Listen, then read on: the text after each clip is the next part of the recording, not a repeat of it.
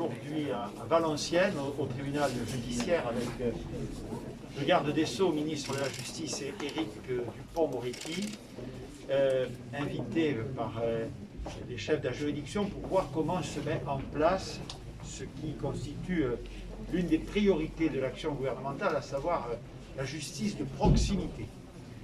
Vous le savez, dès ma déclaration de politique générale au Parlement, après ma nomination en qualité de Premier ministre, j'ai indiqué qu'il était indispensable d'améliorer le fonctionnement du service public de la justice. Une justice efficace, en complément d'une police et d'une gendarmerie efficaces, c'est une société plus juste, c'est un État plus respecté, ce sont des violences et des incivilités contenues et réprimées. C'est, je le répète, avec la lutte contre la crise sanitaire et la lutte contre la crise économique, l'une des toutes premières priorités du gouvernement telle que le président de la République me l'a fixée. La justice de proximité, c'est quoi? La justice de proximité, c'est veiller à ce que des faits qui embêtent nos concitoyens dans leur vie quotidienne, des tags, des rodéos avec des mobylettes, des petites incivilités de la vie quotidienne, ne soient pas à l'abri de suites judiciaires.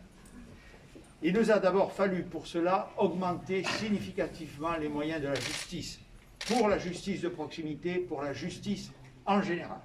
Plus 8%, il y a de nombreuses décennies que la justice n'avait pas bénéficié d'un tel traitement judiciaire. Il était nécessaire. Chacune et chacun le sait. On peut augmenter les moyens des forces de sécurité si, comme on dit, la justice ne suit pas parce qu'elle n'en a pas les moyens, il ne se passera rien ou pas assez de choses. Nous voulons qu'il se passe quelque chose. Nous voulons que des suites soient données, quels que soient les faits commis. Nous pensons évidemment d'abord aux victimes.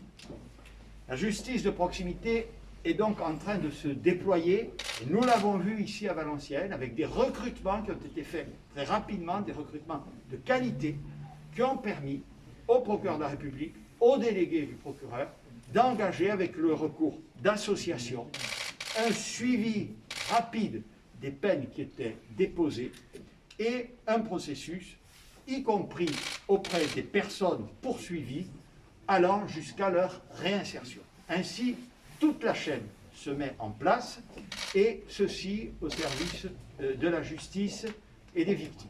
C'est un sujet extrêmement important parce que, on n'en parle sans doute pas assez, mais ça concerne vraiment la vie quotidienne de centaines de milliers de personnes. Ainsi, à partir de l'exemple de Valenciennes et d'autres juridictions, évidemment, déploient la justice de proximité, nous veillerons à ce que celle-ci entre en vigueur partout en France, très vite, en même temps que, par ailleurs, grâce au plan de relance, nous améliorons les conditions de fonctionnement matériel de l'autorité judiciaire.